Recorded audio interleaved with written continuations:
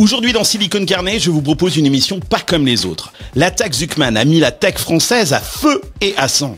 Pour en parler, j'ai réuni un plateau unique avec 3 panels d'entrepreneurs, d'investisseurs et de figures fortes de la French Tech. D'un côté, ceux qui dénoncent une taxe qu'ils jugent absurde, de l'autre, ceux qui en appellent à la morale sociale et à la solidarité nationale. Vous allez assister à 3 débats. D'abord avec Maya Noël, Guillaume Moubèche et Thierry Vandewalle, on se demande pourquoi la grande majorité de la tech rejette cette taxe. Ensuite, avec Pierre Gobil, Arnaud Touati et Mehdi Medjaoui, on analyse ce que cette taxe dit de la France et de son rapport compliqué avec ses entrepreneurs et leur réussite. Enfin, Armand Tiberge, qui a signé une tribune pour la taxe aux côtés de Jean-Baptiste Rudel et d'autres stars de la French Tech, viendra défendre sa position face à Christophe Reynaud. Merci à tous mes invités d'avoir choisi le premier talk show tech de France pour débattre. Installez-vous confortablement, prenez vos popcorn, je vous préviens, ça va piquer.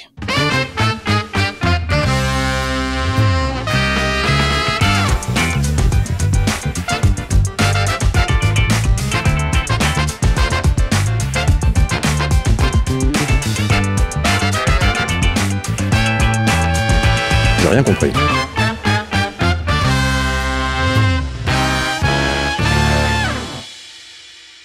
L'autre jour, je suis tombé sur cette stat, plus d'un Français sur 4 envisage de créer son entreprise en 2025. C'est presque 15 millions de personnes et la rentrée, c'est souvent le meilleur moment pour se lancer. Créer sa boîte, c'est excitant, mais entre les papiers, les statuts, le compte pro, les notes de frais, ça peut vite tourner au casse-tête et c'est pour ça qu'on a choisi Conto comme partenaire de Silicon Carnet cette saison. Statut, dépôt de capital, publication de l'annonce légale, immatriculation de votre société, Conto est là pour vous accompagner à chaque étape. Et une fois votre entreprise créée, vous profitez du compte pro le plus recommandé en France et d'un outil de facturation intégré. Bref, tout ce qu'il faut pour lancer et développer votre business, l'esprit serein. Vous avez même droit à 30 minutes gratuites avec un expert pour répondre à toutes vos questions. Alors à la rentrée, ne perdez pas votre temps dans l'administratif. Choisissez Conto, ça s'écrit Q-O-N-T-O, pour vous lancer. Allez, retour à votre épisode. L'attaque Zuckman, c'est cette idée proposée par le Parti socialiste français de prélever 2% sur le patrimoine des ultra-riches. Ces ultra-riches, ce sont des gens qui ont au-delà de 100 millions d'euros. Pour la majorité des Français, l'attaque Zuckman est plutôt une bonne idée, un symbole de justice fiscale, mais pour la plupart des entrepreneurs tech français, c'est une aberration économique qui met en danger, soi-disant, l'attractivité de la France. Du coup, j'ai proposé à quelques-uns d'entre eux de venir en débattre avec moi et j'ai à mes côtés aujourd'hui Maya Noël, c'est la CEO de France Digital, c'est la boss de France Digital. Salut Maya, bienvenue. Salut. Et Guillaume Moubèche, qui est le fondateur de Lemlist, on va lui demander si d'ailleurs il est touché par cette taxe Zuckman, et un investisseur, Thierry Vandewalle, General Partner du fonds d'investissement Win Capital, et pas seulement de Win Capital, puisque j'apprends que vous êtes sur le point de créer un nouveau fonds, c'est ça Thierry? Ouais, qui est toujours dans Wind, mais... Ah d'accord, c'est un sous-fonds. Techno-souveraine, absolument, c'est un autre fonds. Bon, petit tour de table, donc, je vais commencer par toi Maya. Qu'est-ce qui te dérange dans cette taxe Zuckman? France Digital, ce qu'elle défend, enfin ce que défend notre association, c'est avant tout comment est-ce qu'on arrive à faire émerger un écosystème d'innovation solide en France et en Europe. C'est le seul parti pris de l'association. Après, parmi nos membres, et c'est devenu une association tellement conséquente avec, et on a un écosystème de start-up qui est si conséquent aujourd'hui en France, on parle quand même de 16 000 entreprises qui ont créé plus d'1 million d'emplois en moins de 15 ans. C'est considérable. Et donc, parmi ces entreprises, tous les bords politiques sont représentés. Et donc c'est pour ça que ça fait autant débat, puisqu'on touche à un niveau idéologique. Maintenant, si on s'arrête au fond, qui est le fond sur lequel France Digital a une légitimité de parler, à savoir techniquement, qu'est-ce que ça va faire, et d'un point de vue macroéconomique, qu'est-ce qu'on en pense, quelles sont les conséquences, c'est là-dessus qu'on se positionne. Et le fait est qu'aujourd'hui, le problème qu'on voit véritablement, c'est que dans le débat, qu'il soit public ou même au niveau des parlementaires, on ne s'arrête pas sur les conséquences techniques, on parle directement à un niveau idéologique. Et je pense que ce qui a autant enflammé la scène tech, c'est notamment, je pense, une apparition de Éric Coquerel, qui est quand même député et surtout qui dirige la commission finance à l'Assemblée, qui à la télé semble ne rien comprendre à ce qu'est une valorisation de start-up, comment ça fonctionne. Non, mais c'est pas la télé, c'est que ces gens-là ne comprennent absolument rien, effectivement, à ce qu'est une start-up et à comment est valorisée une start-up, à ce qu'est une captable, confond de revenus, liquidité et patrimoine. Enfin, je pense qu'il faut pas non plus jeter l'anathème que sur Coquerel, parce que sincèrement, je lis des choses, je vois des trucs et on se rend compte que le manque de connaissances, de culture technique, comme tu dis, à se demander. D'ailleurs, peut-être que qu'est-ce que vous avez foutu chez France Digital? Vous n'avez pas éduqué suffisamment nos politiques et la société dans son ensemble, parce que visiblement, quand on regarde les réactions, on se dit personne ne comprend rien. C'est pour ça que j'ai voulu commencer juste par expliquer quelques trucs. Ouais, mais je pense que toi-même, Carlos, tu peux savoir, en étant à l'origine du mouvement des pigeons, que quand même les choses ont énormément évolué en France. Et je suis d'accord qu'il y a énormément de pain sur la planche pour continuer à éduquer les différents parlementaires. C'est ok. Mon enfant a besoin de s'exprimer. Il n'y a pas de souci. Tu peux casser le mur, mon chéri, si tu as besoin de t'exprimer. Voilà. Après, il faut aussi... Il tourne, hein, tu sais, on éduque, les gouvernements. C'est un travail, oui. L'éducation permanent.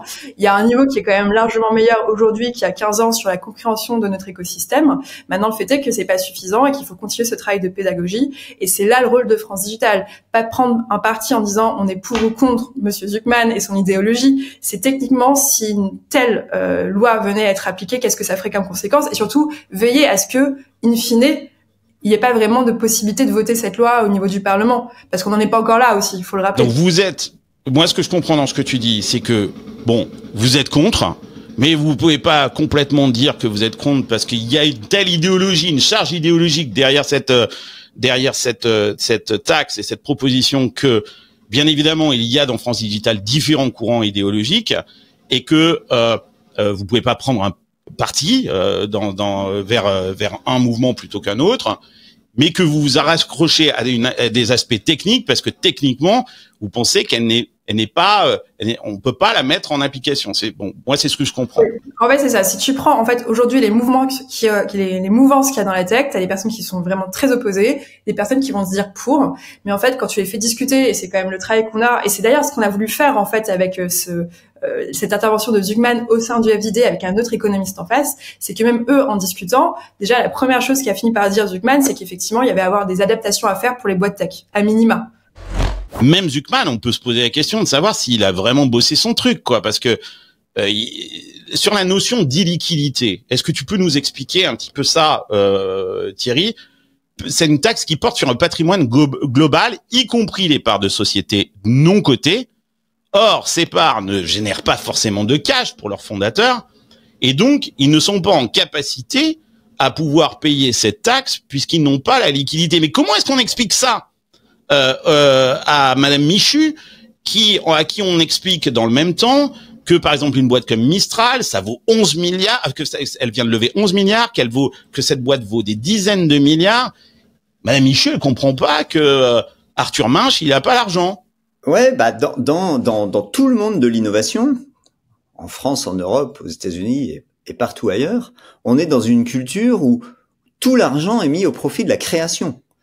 Personne ne gagne d'argent autre qu'au moment, à la fin, si tout a marché, pour de vrai, et on sort. Et là, dans ce cas-là, on sort, et tout le monde paye beaucoup d'impôts si ça a beaucoup marché. Mais entre-temps, et ce temps peut durer 1 an, 2 ans, 10 ans, 15 ans, 20 ans, tout est mis uniquement au profit de créer de la valeur en interne dans la société. Il n'y a rien qui sort. C'est valable pour le fondateur, qui est sorti peut-être de l'université, a eu une bonne idée, une idée technologique, a voulu créer son truc.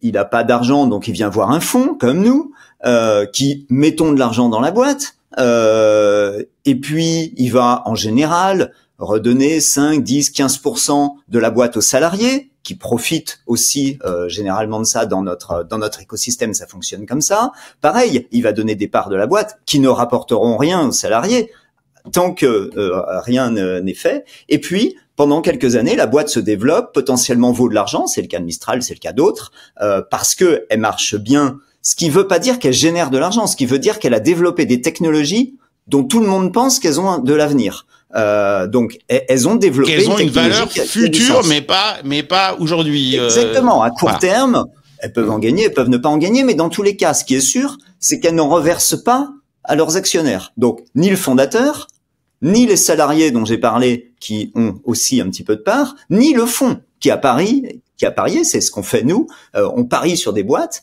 et on ne gagne rien tant que la boîte n'est pas vendue. Guillaume, toi tu es un entrepreneur, ta boîte aujourd'hui est valorisée plus de 100 millions d'euros, 150 millions je crois, tu n'as jamais levé d'argent. Donc, tu as aussi fait du secondaire, c'est-à-dire que tu as eu l'opportunité de vendre une partie des parts de ta boîte. Et donc, est-ce que tu rentres dans cette taxe Zuckman? Est-ce que ton patrimoine aujourd'hui est plus de 100 millions? Je crois pas, mais tu vas nous confirmer ça? Moi, en fait, je détiens aujourd'hui 70% de la boîte. Donc, la boîte avait été valorisée 150 millions il y a quelques années. Elle a pas mal grossi depuis, donc je sais pas. je vais pas donc tu caches la case, hein, mon coco. Je vais pas me prononcer sur les calculs que l'État fera. Je pense que le vrai problème de fond lié à cette taxe, tu vois, c'est plutôt la gestion de l'argent en France. Et j'ai l'impression que c'est un petit peu, une fois de plus, c'est de la poudre aux yeux. Est-ce que, tu vois, moi, des impôts, j'en ai toujours payé en France. J'ai payé des millions d'euros d'impôts. Tu vois, je viens d'une famille qui a jamais fait d'argent. Mes grands-parents, c'est des immigrés. Enfin, tu vois, Est-ce que ça te décourage, ça? Du coup, quand tu entends ça, tu te dis, mais finalement, moi, on m'a dit que la France, c'était l'endroit pour monter ma start-up. T'as profité à fond de Station F, de toutes les infrastructures, etc. Et puis là, aujourd'hui, maintenant que t'as réussi, et on sait que c'est un tout petit pourcentage de gens qui y arrivent à cette réussite. Est-ce que tout d'un coup, tu as l'impression que non, tu t'es planté, qu'en fait, qu'on t'a menti, que c'est pas le bon endroit, t'aurais mieux fait de monter ça ailleurs? En fait, si tu prends ma boîte, c'est vrai que tu pourrais te dire ça a pas de sens, tu vois, potentiellement d'être fiscalisé en France, parce que la grosse majorité de nos clients, ils sont à l'international. En réalité, tu vois, moi, je suis français, j'ai bénéficié du système français. J'ai eu une bourse au mérite pour pouvoir aller étudier un moment à l'étranger. J'ai bénéficié des APL. Quand je me suis lancé, j'étais au RSA. Donc en réalité, moi, je suis ultra content de payer mes impôts en France. Mais est-ce que ça vaut 2% de ton patrimoine? En fait, pour moi, le problème, c'est plus la façon dont tu as utilisé l'argent que de payer, tu vois. Ouais, par an. c'est le truc. Non, mais parce que en fait, tu vois, parce qu'à ce prix-là, autant payer ses études aux États-Unis, hein, ça coûte moins cher. Ouais. En fait. Mais en fait, moi, la réalité, c'est vraiment plus la classe politique de façon générale qui m'insupporte, parce que tu vois, sans vouloir donner des leçons et tout, tu vois, mais j'ai quand même l'impression qu'ils sont tellement déconnectés, tu vois. Comme disait Maya tout à l'heure, je pense qu'elle a beaucoup de patience et que elle est dans l'éducation, dans la discussion, et ça c'est génial. Mais je t'ai trouvé d'un calme, Maya, pendant le débat. Et c'est bien. Bravo, félicitations. Mais tu vois, en fait, moi je trouve que c'est quand même frustrant de te dire que tu sais, tu payes beaucoup d'impôts et t'as des gens qui ont une incompétence qui est extrêmement développée, qui sont payés par tes impôts. Ça, je trouve que c'est assez frustrant. Après, la réalité de la société aujourd'hui, c'est que, tu vois, tu prends le SMIC en France, il est clairement beaucoup trop bas si tu habites dans une grande ville pour pouvoir vivre décemment. Et ça, c'est une réalité. Tu vois, mes parents, ils ont pas bossé, ils ont jamais fait beaucoup d'argent. Aujourd'hui, ils habitent à Paris. Si moi, je leur donnais pas d'argent, ils sont à la retraite, ça serait compliqué, tu vois, d'avoir juste... c'est pas une vie de luxueuse, hein, tu vois, mais juste ouais. Et tu penses que de taxer les plus riches ne va pas régler le problème de tes parents, c'est ça ce que tu dis? Non, en fait, je pense que taxer les plus riches, en fait, même taxer les moins riches, juste rajouter des taxes aujourd'hui, c'est comme si tu continuais de donner de l'alcool à un alcoolique, en fait. Donc, t'as quelqu'un qui sait pas se contrôler, et plus tu lui donnes, plus il va consommer. Et donc, l'État, pour moi, c'est un alcoolique qui veut toujours plus d'alcool. L'alcool, c'est les taxes. Et donc, du coup, plus tu taxes, plus il va boire et plus il va augmenter sa cirrhose. Et la réalité, c'est que tu as un État qui est déficitaire. Tu vois, si on parlait tout à l'heure, tu le mentionnais, que potentiellement, l'État serait prêt à prendre des parts des entreprises si tu n'avais pas assez de liquidité. Mais aujourd'hui, en fait, tu as juste à regarder comment on gère les retraites en France versus aux États-Unis. Tu vois, on perd énormément d'argent juste avec les retraites. On fait pas travailler notre argent. C'est-à-dire que l'argent des retraites n'est pas capitalisé. Par exemple, tu vois, Et si on avait capitalisé ces 500 milliards de retraites sur des marchés privés, on n'aurait absolument aucun problème, vu les rendements des marchés financiers, pour payer les retraites. Absolument. On a, ces dernières années, avec cette Startup Nation, crié par Mon et par Vaux, le fait que voilà, on a des licornes qui sont valorisées tant d'argent, etc. On a beaucoup parlé d'argent, de valorisation, de trucs comme ça. Et est-ce que quelque part on n'a pas installé une sorte de d'image dans l'imaginaire en fait des Français, comme quoi il y aurait comme ça une caste très parisienne d'ailleurs de start-upers qui ont gagné beaucoup d'argent et qui finalement on n'a pas compris comment fonctionnait la Startup Nation, mais est-ce que c'est pas de notre faute aussi, parce que on a crié des montants et des valorisations qui ne veulent plus rien dire pour monsieur et madame tout le monde, qui eux galèrent tous les mois en fait pour boucler les fins de mois. Est-ce qu'il n'y a pas une erreur de communication là? Bah, tu sais, après, je pense qu'il y avait quand même un besoin de communication à l'origine pour émerger. Je pense que si tu prends au départ, la création de la French Tech et comment ça a été géré, le mot French Tech a été un peu rendu comme une espèce de marque, notamment marque employeur, marque d'attractivité auprès des talents, auprès des investisseurs. Il fallait se faire connaître. Et quand tu veux te faire connaître, tu sais comment ça fonctionne. Il faut y aller un peu fort sur un positionnement. Le positionnement qui a été choisi, c'était de dire, on va vous rassurer en vous prouvant que, on peut faire carrière dans une startup sans que ce soit trop risqué, parce que c'était quand même le premier enjeu moi, j'ai quand même bossé dans le recrutement il y a presque 15 ans à Paris, dans la French Tech. C'était compliqué au départ de dire à des ingénieurs, quittez votre grosse boîte, votre grand groupe pour venir travailler dans une petite startup. L'écosystème faisait un peu peur en France, tu vois. Donc, il a fallu quand même émerger en rassurant. Et idem, je pense, pour les investisseurs, leur dire, la Scentech française, c'est pas que des petites boîtes. Venez, on a aussi des boîtes qui ont un énorme potentiel, qui sont aujourd'hui valorisées 1 milliard. Et c'était, je pense, auprès d'eux que cette com a été construite. Une com en plus de ça qui a été très raccrochée à une personnalité publique, à savoir Emmanuel Macron. Donc tu vois, la Startup Nation quand même très vite a été raccrochée à une personne qui aujourd'hui, dans le paysage politique français, effectivement, peut provoquer des réactions épidermiques de certaines personnes. C'est le moins qu'on puisse dire. Oui. Voilà, et c'est sans aucun jugement. En tout cas, voilà, l'histoire fait que c'est comme ça. Nous, côté France Digital, on a toujours aussi fait très attention à justement essayer de se détacher pour pas être marqué politiquement, parce qu'on pense que l'innovation, c'est pas politique. Et c'est ça qu'il faut faire comprendre. Et je pense qu'aujourd'hui, la position qui est prise de la French Tech de dire pour ou contre publiquement l'attaque Zuckman, c'est quand même très délicat, je trouve, comme situation, parce que, en fait, dans le grand public, justement, il y en a qui prennent cette opération de com comme étant quelque chose qui leur est directement adressé en disant, voilà, nous, on est la nouvelle oligarchie, la nouvelle hiérarchie, la nouvelle monarchie française avec les nouveaux très riches qui sont dans la tech. Ça c'est compliqué en termes de positionnement. Mais moi, je pense pas qu'on est mal. Si je peux me permettre, moi, je pense que vous vous trompez là-dessus stratégiquement. Je pense que justement, au contraire, vous devriez prendre un parti pris idéologique, parce que sinon, on va vous le coller de toute façon, quoi. En fait, on est déjà en train de vous le coller, quoi. Je pense. Dans la tech ou chez France, en fait, c'est ça. Le problème du mot French Tech, déjà, c'est que va demander à n'importe qui de définir ce qu'est la French Tech.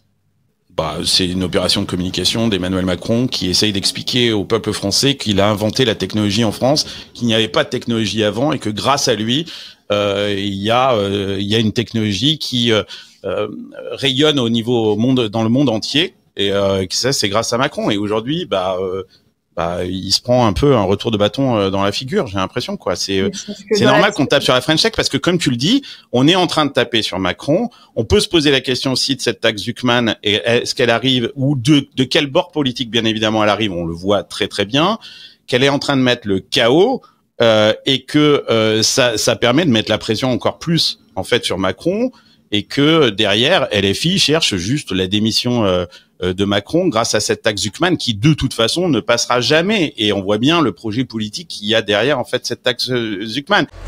En fait, ce qui me plaît pas dans cette taxe, c'est pas le sujet on veut taxer les riches ou pas taxer les riches. Ça, c'est un autre sujet. Et encore une fois, ça peut être réglé de plein d'autres façons de taxer les gens qui ont de l'argent. Je l'ai dit, l'héritage ou l'argent qui dort. Enfin, il y a plein de façons. Mais là, c'est qu'on veut taxer l'outil de production. Et donc, en fait, je trouve que d'un point de vue fiscal, c'est juste stupide. En fait, c'est juste le truc qu'il faut pas faire d'un point de vue économique. On a proposé effectivement que si le dirigeant ne pouvait pas payer, qu'il pourrait donner 2% de sa boîte, et on a refilé le bébé à la BPI, parce que de toute façon, quand on comprend rien à l'économie, généralement on refile le bébé à la BPI qui visiblement comprend un peu mieux que le reste du monde. Et d'ailleurs, on a posé la question à Nicolas Dufourcq, on lui a dit bah voilà, vous allez récupérer 2% de tout un tas de boîtes. Je vous propose de l'écouter, Nicolas, parce que visiblement lui il n'est pas d'accord. Il a réagi en disant non mais c'est des bras m'en tombent. On écoute la réaction de Nicolas face à cette proposition. On a 500 fortunes qui, d'après Challenge, en 2010 pesaient collectivement à peu près 200 milliards d'euros. Aujourd'hui, pèsent collectivement 1200 milliards. Les mêmes 500. Vous êtes multiplié par 6. Pour moi, la taxe Zuckman, c'est vraiment le minimum syndical. Nicolas Dufourcq. Bah, les bras m'en tombent. Qu'est-ce que je vous dis? Moi, très bien, d'accord, ils vont tous payer en papier leurs 2%. Et donc, qui va gérer ce papier? Ben, c'est moi. C'est la BPI, pas de problème. Donc demain, j'aurai 2% du capital d'LVMH, après-demain 4%, après-demain 6%, puis dans 10 ans, vous en aurez 20%. J'aurai 20% du capital d'LVMH, 20% du capital de Pinot Printemps Redoute, 20% du capital de Free. Mais c'est délirant. C'est communiste en réalité. Et donc, mais d'où ça sort? Comment est-ce qu'on peut encore sortir des énormités comme ça en France? Un autre qui a réagi aussi à cette taxe Zuckman, c'est Arthur Minch, qui a été beaucoup utilisé, puisqu'on utilise un peu Arthur Minch pour à peu près tout, hein, d'ailleurs, pour l'intelligence artificielle, pour la souveraineté technologique. Maintenant, pour la taxe Zuckman, il est monté au créneau. Il était aux 20h face à Léa Salamé. Et d'ailleurs, il a eu un propos assez ambigu. On ne sait pas trop, d'ailleurs, hein, est-ce qu'il est pour, est-ce qu'il est contre. Il a fait un petit peu du en même temps, un peu à la Macron. Il a essayé d'expliquer que oui, bon, il va falloir l'aménager, cette taxe Zuckman. On a se posé la question d'ailleurs, est-ce qu'on n'utilise pas Arthur Minch pour protéger les milliardaires qui eux dorment tranquilles en se disant regardez, vous n'allez pas taxer Arthur Minch, le pauvre Arthur Minch, et que tout d'un coup on va échapper à cette taxe Zuckman grâce à Arthur Minch, que tous les centimillionnaires et les milliardaires français, grâce à Arthur Minch. Il est vraiment très pratique, hein, cet Arthur Minch. Je sais pas ce que vous en pensez, parce que on peut l'utiliser à plein de trucs. C'est assez pratique. Quelle a été ta réaction, Maya, face à cette montée au créneau d'Arthur Minch aux 20h de France 2? Le sujet aujourd'hui, c'est que il y a une forme pas d'hystérie, mais c'est vrai que tout le monde s'enflamme sur ce sujet-là parce que il est très très symbolique et c'est un totem politique. Mais dans les faits, dans sa mise en application, et ce que disait aussi Nicolas Dufourcq, c'est impossible aujourd'hui. C'est inconcevable sur les boîtes non cotées. Et même si on devait le faire sur des boîtes cotées, ce serait pas forcément une bonne idée, comme le disait Thierry, c'est qu'en fait, tu vas prendre de l'argent qui aurait dû être mis dans la R&D pour en fait verser des dividendes histoire de payer la taxe. Donc en fait, ça casse la dynamique d'innovation et c'est ça qu'il faut protéger. Notre totem à nous, le totem qu'on doit absolument préserver, c'est comment est-ce qu'on fait pour continuer d'innover et rappeler que les boîtes innovantes en France, que ce soit des startups ou des plus grands groupes, mais en tout cas toute la logique de R&D, c'est quand même le moteur de la création d'emplois, c'est notre moteur de croissance et c'est ce qui, in fine, va quand même contribuer aussi à résoudre le problème principal, parce que cette proposition, elle est faite dans un contexte, celle d'un budget. C'est dire, on a besoin de plus d'argent pour lisser nos dépenses et en face aussi de faire des économies. L'argent, où est-ce qu'on le trouve? On a cette idée de taxe, mais en fait, sur plus long terme, ça résoudra rien, parce qu'en fait, ça va casser notre outil de production, et c'est le seul truc qui peut nous sauver, c'est le seul truc qui nous permet de faire de la croissance. Bon, on a compris avec vous que sur la partie technique, c'était absolument absurde et que, comme dit Maya, peut-être que cette bataille sur la partie technique, elle est peut-être déjà gagnée, qu'il y aura, si tant est que cette taxe passe, j'en suis même pas sûr, il y aura des aménagements, en tout cas pour les sociétés technologiques et les sociétés qui investissent dans l'innovation. En tout cas, je pense que France Digital sera très attentif à ça dans les prochains mois. N'en reste pas moins qu'il y a un impact idéologique absolument colossal et que sur cet impact technologique, c'est exactement ce dont on va parler dans le panel numéro 2. Il y a une vraie question qui se pose. Est-ce que la France a un problème avec ses entrepreneurs et de façon plus générale, est-ce qu'elle a un tabou avec la richesse? C'est la question qu'on va se poser avec mes prochains panélistes dans le panel qui suit. Je vous donne rendez-vous tout de suite. Alors malgré tout ce que l'on vient de dire et sur cette technique de la taxe Zuckman qui semble être complètement absurde, une immense majorité des Français se disent favorables à cette taxe, et je trouve que au-delà des chiffres et de la technique fiscale, cette loi finalement elle en dit long sur le rapport qu'entretient la France avec la réussite et aussi la confiance qu'elle a envers ses entrepreneurs. Et je voulais créer un deuxième panel pour parler justement sans détour de ce que cette taxe Zuckman dit de la France. Et j'ai invité 3 voix fortes à mes côtés. Vous en connaissez quelques-unes, notamment Pierre Gobil, le professeur, qui en profite pour faire sa rentrée dans Silicon Carnet. C'est un permanent de la chaîne. Salut Pierre, comment ça va? Salut Carlos, pour l'instant ça va. Pour l'instant ça va. Je sais que t'es très remonté, hein. Tu m'as dit, du coup je me suis plongé dans cette taxe Zuckman et du coup j'ai eu envie de vomir. C'est ça ce que c'est un peu ce que tu m'as dit. C'est ça. Bon. Tu vas nous expliquer. Et puis Mehdi Medjaoui aussi, qui nous appelle de Marseille, qui a failli faire sa rentrée il y a quelques jours dans Silicon Carnet, mais il y a eu un problème de connexion. Il est enfin là.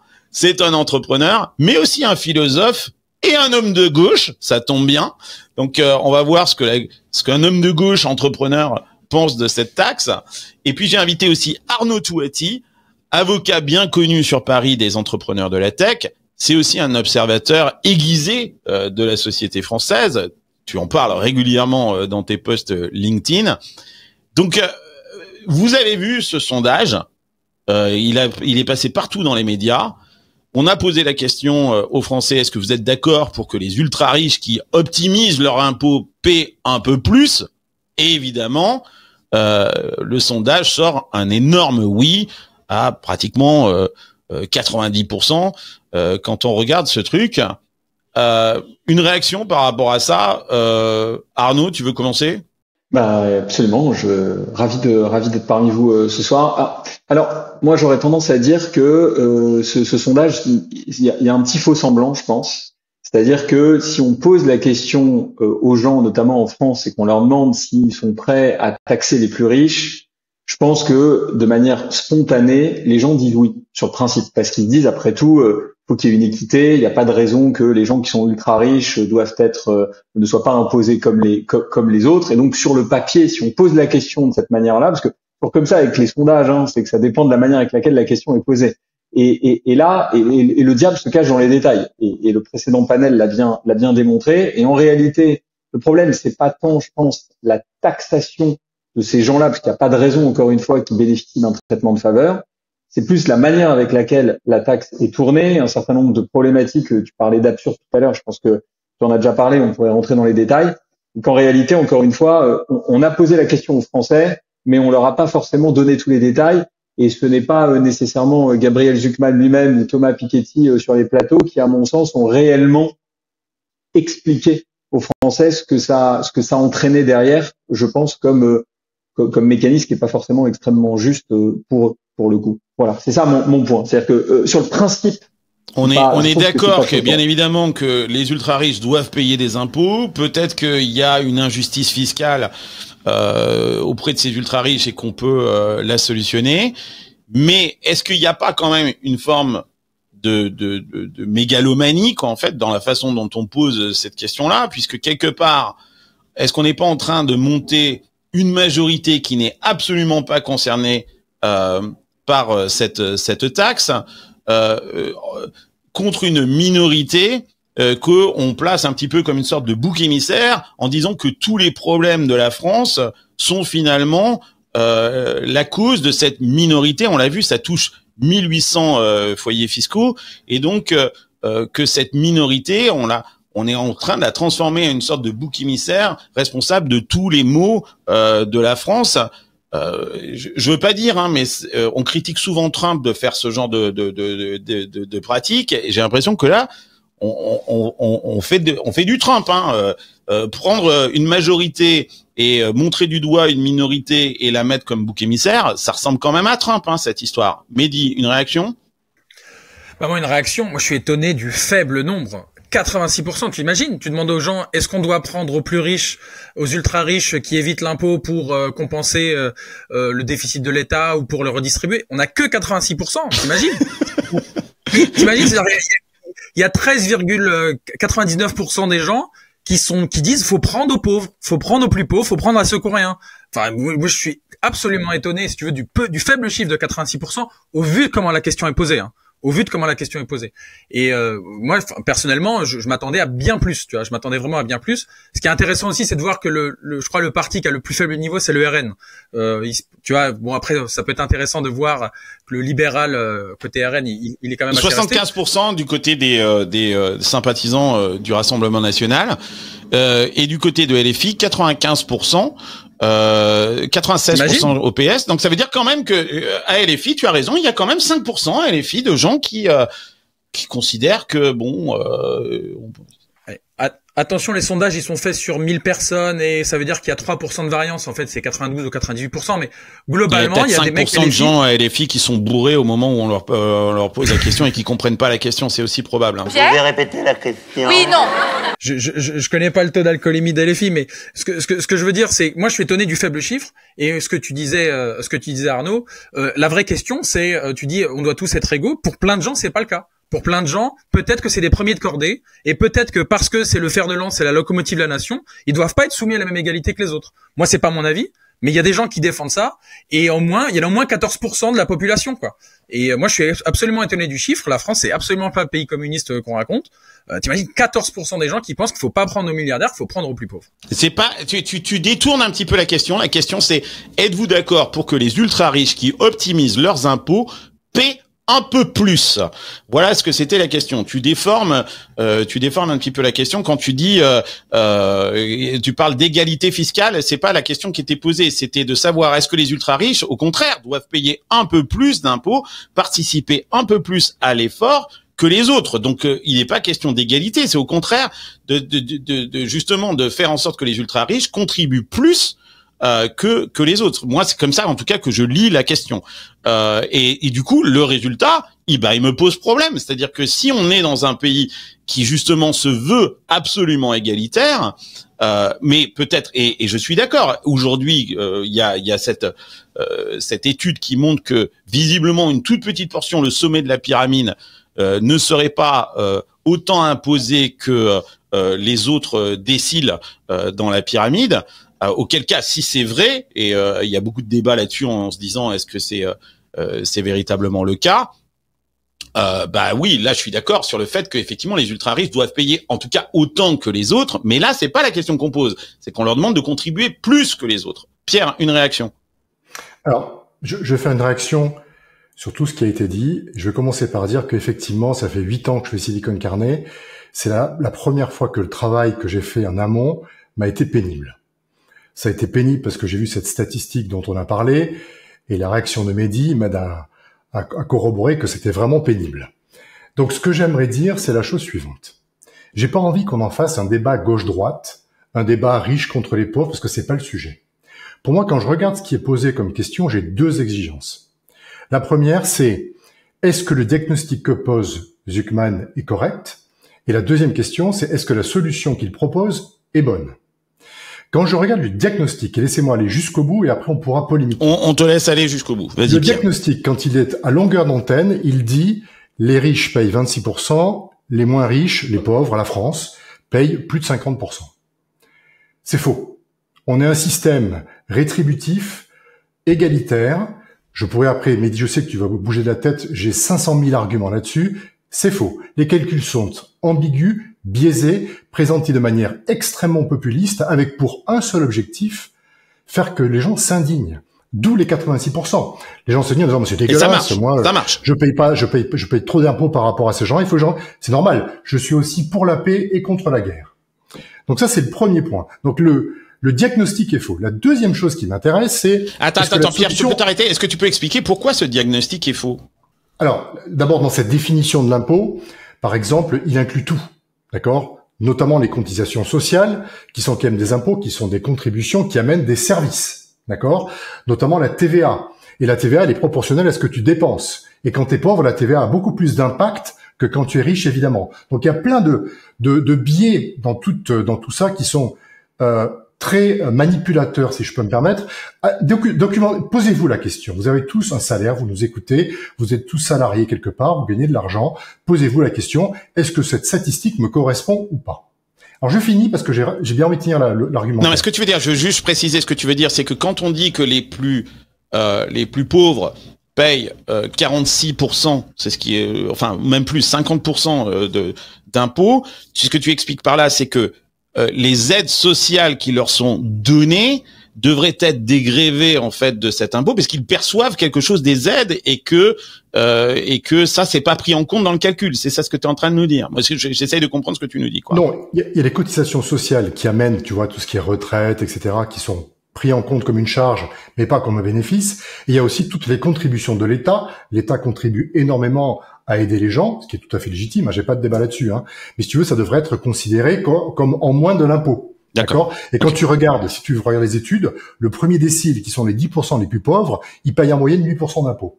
D'accord. Et le dernier décile, qui sont les gens les plus riches, ils payent en moyenne 45% d'impôts. Ok, donc tout ça pour dire que si on analyse le chiffre de manière honnête, ce diagnostic qui est donc très populiste de 26-50 ne tient pas debout. La deuxième chose que j'ai envie de dire, pour autant que le diagnostic tienne debout, ce qui n'est pas le cas, est-ce que la solution est bonne? Donc on a devant nous un économiste qui nous dit, avec cet impôt supplémentaire, on va ramener entre 10 et 25 milliards. Et là j'ai envie de lui dire, déjà, personne ne se pose la question, on a 1800 foyers qui sont concernés, et il n'est pas foutu de nous dire un truc qui soit plus précis que 15 à 25 milliards. On a un taux d'erreur de 75%. Son truc s'appuie sur du sable. Et pire que ça, quand le Sénat s'en mêle, il dit c'est moins de 5 milliards. Et quand vous lisez, je l'ai fait, et c'est très chiant, tout ce que pensent les économistes en règle générale, on dit c'est plutôt entre 2 et 3 milliards. Donc, si pour autant que le diagnostic était bon, la recette, en tout cas, l'impact que ça peut avoir est nul ici. On cherche 170 milliards, donc on a un impact nul. Donc moi, la question que j'ai envie de poser à tout le monde, c'est pourquoi on parle de ce truc? Est-ce que quelque part, ça, c'est pas en train ça nous montre pas quelque chose quand même que cette société française, elle est quand même hyper méfiante vis-à-vis de ses entrepreneurs, et qu'il y a une sorte de suspicion quasi culturelle envers ceux qui réussissent, et encore plus quand ils réussissent vite et fort. Et ça, c'est beaucoup les fondateurs de start-up, même si effectivement, comme on l'a vu, on en a parlé dans le premier panel, et Arthur Minch est monté au créneau là-dessus pour expliquer que leur fortune n'est que sur le papier, mais que tout d'un coup, elles deviennent, ces entrepreneurs deviennent un peu des cibles idéales. Mehdi, j'ai envie de te poser la question, est-ce que on tolère la réussite en France, même, ou alors est-ce qu'il faut que cette réussite reste modeste et qu'elle soit conforme un petit peu à une sorte de morale sociale, et que dès que ça explose, c'est perçu effectivement comme une forme d'indécence, cette histoire? Moi je pense qu'on tolère la réussite, on tolère pas, si tu veux, de ne pas respecter le cadre, d'autres cadres communs, si tu veux, qui confèrent notre constitution, nos valeurs républicaines françaises depuis la Révolution française. En gros, si tu veux, il y a une phrase dans notre République qui est à chacun selon ses besoins, à chacun selon ses moyens. En gros, on donne à celui qui a besoin. On paye en fonction de nos moyens. Et si tu veux, il y a aussi une phrase qui est importante qui est égaux avec les égaux, inégaux avec les inégaux. C'est-à-dire que si on est tous égaux, entre guillemets, parce qu'on a les mêmes moyens, ça marche, mais les inégaux ont le droit à un traitement inégal. Par exemple, les gens qui sont très différents des autres parce que, par exemple, ils ont beaucoup moins ou parce qu'ils ont des problèmes, on va être inégaux, on va compenser les défauts de la nature ou ainsi de suite. Donc si tu veux, on a un creuset républicain, on a des valeurs comme ça. Donc oui, les gens, tant que ça c'est pas respecté, ça veut pas dire qu'il faut l'égalité, l'égalitarisme. Mais Arnaud, il est en train de nous expliquer que finalement, et je sors du débat, ces ultra riches, là, machin, etc., parce qu'en fait, ça va toucher ce débat idéologique qui est lancé. En fait, moi, j'en ai rien à foutre de ces 1800 là. En fait, moi, ce qui m'intéresse, c'est l'anathème que ça jette sur tout le monde, sur tous les autres, sur tous les entrepreneurs, et est-ce que et l'impact que ça va avoir non seulement sur la stigmatisation de ces gens-là, mais aussi sur eux-mêmes qui peut-être vont se dire non mais attendez, si c'est comme ça, je me barre. En fait, tu vois, c'est ça qui me dérange dans ce discours. Non. Ça a été prouvé que, si tu veux, il y a que 0,2% des personnes concernées par un impôt très élevé qui s'en vont. Si tu veux, après, on peut critiquer les économistes. Enfin, tu vois, Emmanuel XVI, non, mais les ultra riches, ils vont pas se barrer parce qu'ils ont leur maison à Saint-Tropez, ils ont un très bel appartement sur avenue Kléber, etc. Eux, je suis pas inquiet là-dessus. Mais moi, je vois débarquer de plus en plus d'entrepreneurs ici dans la Silicon Valley qui partent. Avant, ils partaient avec tambour et trompette, et maintenant, ils partent sur le bout des pieds. vraiment sur le bout de doigt des pieds, en ne disant rien à personne parce qu'ils ne veulent pas être traités d'antipatriotes, et qui, je pense que ce débat-là qu'on est en train d'avoir et ce doigt pointé finalement sur les entrepreneurs ne va faire qu'accélérer ce truc-là. Pierre, un avis là-dessus? Je trouve hallucinant, mais dit que tu puisses dire, de toute façon, les gens vont pas partir, on n'a qu'à tout leur piquer. Je caricature quasiment. Donc, si tu veux, pour moi, si tu veux, c'est pas un argument. Moi, si tu veux, l'argument qu'essaie de développer Carlos, pour moi, n'est pas un argument non plus, parce que ce que je crois, c'est qu'on n'a pas le bon diagnostic et qu'on pose donc les mauvaises questions. J'ai pas envie de répondre aux mauvaises questions. La bonne question, c'est la suivante. Nous sommes une société et on veut une société apaisée où on est des gens qui puissent vivre de manière apaisée. Pour ça, on a un État qui essaie de répartir la richesse. C'est comme ça que ça fonctionne. On doit se poser la question de est-ce que ça fonctionne? Aujourd'hui, on a un État qui est en faillite absolue, on a une énorme urgence sur la dette, on doit réduire la dette. Ok? Donc aujourd'hui, qu'est-ce qu'on dit? Pour réduire la dette, il faut augmenter les impôts. Non, il faut réduire la dette. C'est complètement dément de se dire on va aller prendre du pognon au lieu d'arrêter de dépenser. On a 600 000 élus en France, il y en a en moyenne en Europe 100 000. On a 1000 feuilles administratives qui est absurde. On a des dépenses qui sont absurdes. 1670 milliards par an. 57% du PIB. 1800 personnes. Ouais. La vraie question, elle n'est pas là. Je vous dis où elle est, la question sur les riches. Elle n'est pas tellement sur l'impôt. Elle est sur le ruissellement. Et personne ne pose la question. Le ruissellement, c'est quoi? C'est de dire, à compter du moment où tu crées un patrimoine très significatif, est-ce que ce patrimoine contribue à la communauté? Est-ce que tu le réinvestis? Est-ce que tu crées de l'emploi? Est-ce que tu fais travailler les gens, etc. C'est ça qui est important. Et le ruissellement aujourd'hui n'est pas aussi optimisé qu'on devrait l'avoir. Exact. Et là, on a un problème. Le vrai problème, il est là. Il n'est pas sur est-ce que les ultra riches sont des salauds ou des machins. C'est pas le sujet, on s'en fout. Le vrai sujet, c'est est-ce que ces gens qui gagnent trop d'argent peut-être ruissellent cet argent vers d'autres. Et pour finir sur le manque d'équité dont parlait. Ce que tu dis, c'est que la réponse est non. L'argent ne ruisselle pas. C'est ça ce que tu es en train de dire. Pas suffisamment. Pas suffisamment. Absolument. Et pour répondre sur le manque d'équité dont parlait Mehdi, il y a quand même une stat de l'INSEE, d'accord, qu'on va pas taxer de droitiste, de 2023, donc c'est assez récent, qui dit que l'écart du niveau de vie entre le pauvre et le riche en France est de 1 à 18. D'accord? Et qu'après redistribution et fiscalité, c'est de 1 à 3. L'OCDE nous considère comme des pays les plus égalitaires sur l'impôt. Donc il faut arrêter de dire aujourd'hui, parce que c'est un mauvais diagnostic, que les riches ne payent rien. C'est une énorme connerie.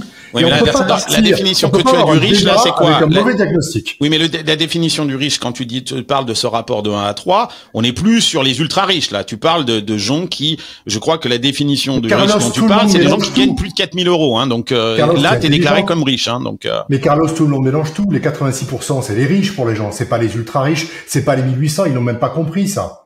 Tu vois, on mélange tout. C'est ça le problème. C'est que tu mets tout le monde dans le même truc. Lui, il a une bagnole plus grosse que moi, il est ultra riche. Voilà, ça s'arrête là. C'est là où c'est complètement délirant. Il faut arrêter de monter les gens les uns contre les autres. Il faut trouver des solutions collectives pour sauver l'État qui est à la dérive la plus absolue et qui est dans l'absurdité la plus totale. Et tant qu'on se posera pas les bonnes questions et qu'on n'aura pas le bon diagnostic, on ne pourra pas avoir de communication et de solutions. Et aujourd'hui, ce qui, moi, m'a fait déprimer en essayant de préparer cette émission, c'est que je vois pas d'issue. La France est tellement caricatural aujourd'hui, entre l'extrême gauche débile et l'extrême droite débile, que je vois pas comment on peut arriver à des solutions qui sont des solutions, on va dire, raisonnables, qui servent le collectif. Je ne le vois pas. C'est ça qui me fait vomir. Le private equity, c'est l'une des classes d'actifs les plus performantes au monde. Sauf que j'ai toujours cru qu'elle était réservée aux ultra riches et aux institutionnels avec des tickets d'entrée de plusieurs millions. Et puis j'ai rencontré Bradley Lafont, fondateur de Fondora, qui a décidé de rendre le private equity accessible à partir de seulement 100 €. Fondora, c'est une plateforme qui te donne accès au top 25% mondial des fonds, avec une sélection pilotée par Sanso Longchamp, société de gestion française qui gère 3 milliards d'euros, et les investissements sont sécurisés via des SPV indépendants. Déjà plus de 5000 investisseurs ont rejoint Fondora et ils ont collecté plus de 15 millions d'euros. Si toi aussi tu veux investir dans le private equity, rends-toi sur fondora.fr. Mais je le rappelle, investir comporte toujours des risques et les performances passées ne garantissent pas les performances futures. Allez, retour à ton épisode. Ce que Pierre est en train de dire, c'est que plutôt que d'à nouveau rajouter une taxe, et d'essayer de flatter une sorte d'imaginaire égalitaire en donnant l'illusion qu'on fait payer les riches, il faut peut-être se poser la question de notre niveau de dépenses. 1670 milliards par an, 57% du PIB. On essaye désespérément de trouver 43,8 milliards d'économies. Il en faudrait beaucoup plus parce que le déficit est bien plus important que ça. Mais si je m'attache à ces 170 milliards, si je m'attache à ces 43,8 milliards d'économies, c'est à peine 2,5% du budget. Moi, c'est ça qui me choque, c'est de me dire, putain, n'importe quelle entreprise ou n'importe quelle famille en France, à qui on dirait, tu vas bientôt être en banqueroute, en faillite, on va tout te prendre. Il faut que tu fasses 2,5% d'économie sur ton budget. Mais tout le monde sait trouver une solution. Tout le monde sait faire 2,5% d'économie sur son budget. N'importe quelle entreprise, n'importe quelle famille sait faire ça. Pourquoi est-ce que l'État n'arrive pas à faire ça et pourquoi est-ce qu'on nous balance cette taxe Zuckman? Est-ce que justement ce n'est pas pour éviter à se poser cette question-là de ces 2,5% d'économie et comme le dit Pierre, à monter les uns contre les autres, Mehdi? Honnêtement, il y a beaucoup d'éléments qui méritent une contradiction parce qu'il y a vraiment des choses qui sont dites qui sont, je pense, des contre-vérités ou au moins des choses qui sont pas exactes. La progressivité, je suis d'accord avec toi, Pierre, de 1 à 18, de 1 à 3, mais justement, ils ont démontré que de 0,1 à 0,01 et 0,001, la progressivité s'arrête, justement. Donc c'est pour ça que la taxe se concentre sur ces trucs-là.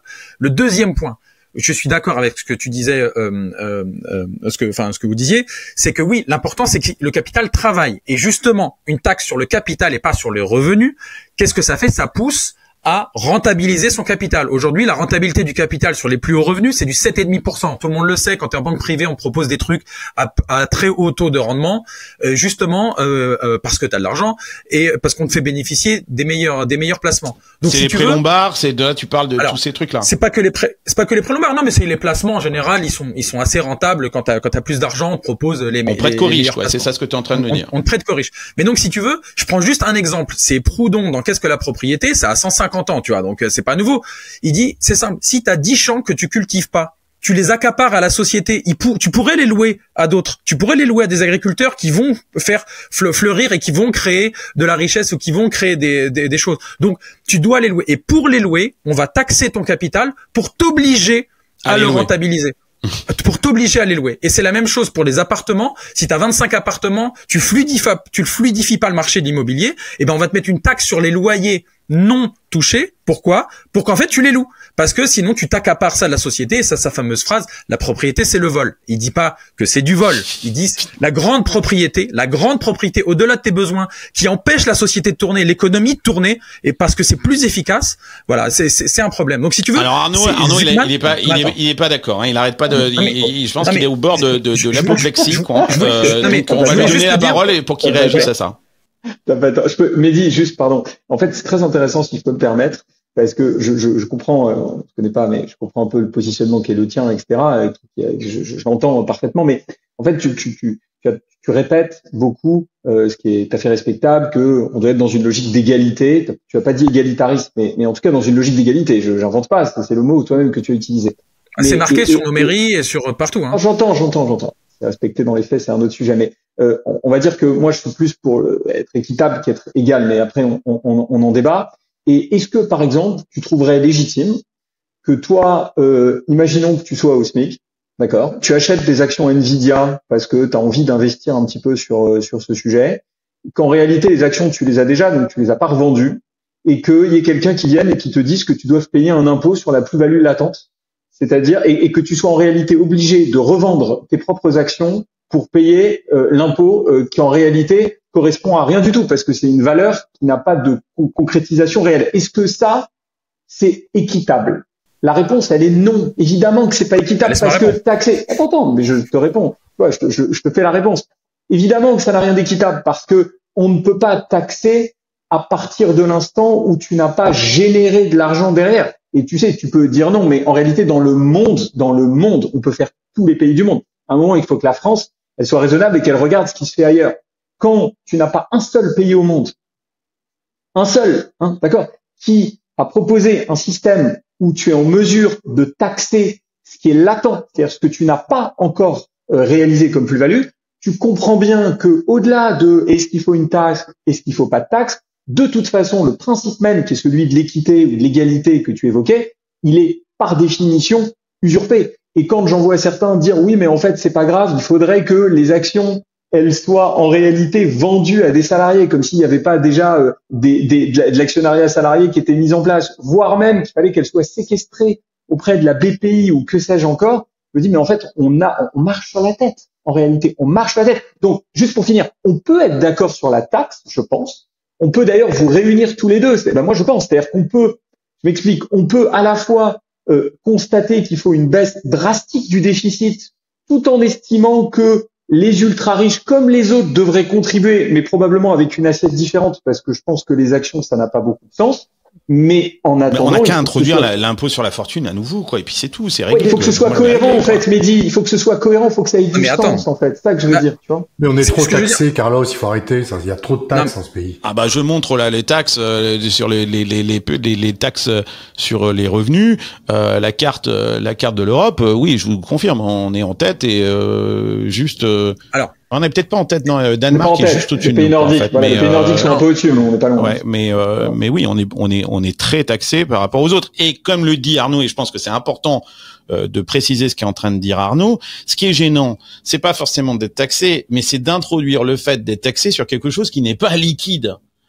Et ça c'est nouveau, c'est ça ce que la taxe Zuckman propose de faire, et là effectivement les bras tombent. C'est-à-dire que c'est l'histoire de ce mec qui a une maison dont il a hérité à l'île de Ré, et qui est la maison de sa famille auquel il tient, etc. Et que tout d'un coup on va venir lui taxer sur la valeur de cette maison, alors que le mec est facteur. Il est facteur à l'île de Ré, et que bien évidemment il peut pas payer cette taxe. Donc qu'est-ce qu'il fait? Ça s'est passé dans l'immobilier. Eh ben, il a revendu sa baraque. Et il la revend à qui? Il la revend à des étrangers qui sont pleins de thunes. Relax. Et aujourd'hui, à l'île de Ré, il n'y a plus une baraque qui est détenue par un Charentais, quoi. Les baraques sont toutes détenues soit par des bobos parisiens, ou soit par des étrangers pleins de fric. Relax. Et donc là, on va faire exactement la même chose avec nos boîtes, avec nos pépites technologiques. Le problème, c'est parce que l'État dépense, parce qu'il dépense pas beaucoup. Il dépense pas beaucoup par habitant comparé aux autres pays d'Europe. 57% du PIB, putain, Mehdi. Mais c'est que le PIB est bas. C'est ce que vous avez pas compris, la France gagne pas assez d'argent, c'est ça le problème. D'accord. C'est que le PIB est bas. Mais pourquoi? Non, mais c'est ça la bonne question. Non, mais stop. Mais est-ce qu'on est d'accord? Le PIB va encore descendre, hein. Mais non. Est-ce qu'on est d'accord que le problème, c'est pas ce qu'elle dépense, puisque c'est faible, c'est 15 000 $ pour les prestations sociales, et si tu veux, c'est pas grand-chose comparé aux autres pays. Alors, la France dépense moins pour ses habitants. Où passe ce pognon? C'est que la France. La question voilà. Au lieu de se poser la question de rajouter des taxes et de dépenser de l'énergie et de l'intelligence sur le sujet des taxes, effectivement, tu pointes du doigt la vraie question. C'est pourquoi est-ce que notre PIB est si faible? Il n'a pas véritablement augmenté, la croissance en fait ces dernières années est pas folichonne.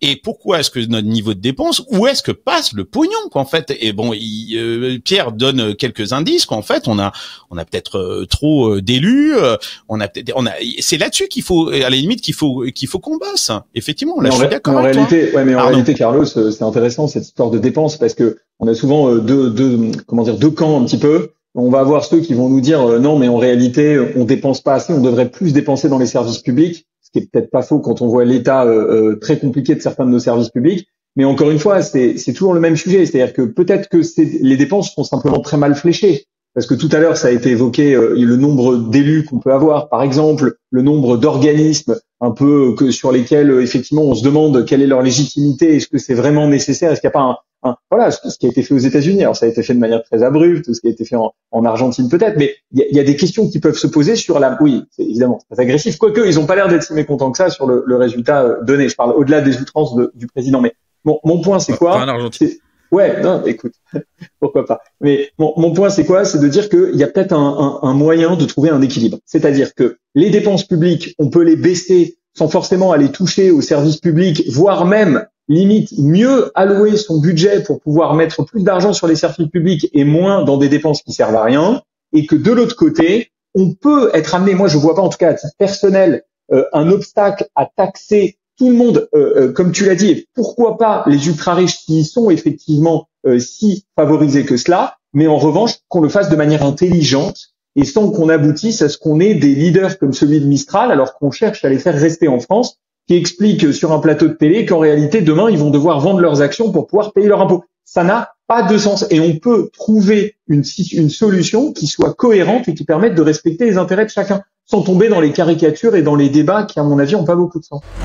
Est-ce que vous pensez que ça va créer un départ des entrepreneurs? Pierre? Moi, je pense que c'est le message que ça envoie qui est extrêmement toxique. Les 1800 en question, on peut se dire, bon, ils font ce qu'ils veulent, c'est pas la majorité des gens, c'est une petite minorité très riche, ok. Mais la majorité des gens, le principe que ça envoie, c'est de dire, quand l'État va mal, il te pique ton pognon. Pour moi, on est dirigé par des voleurs.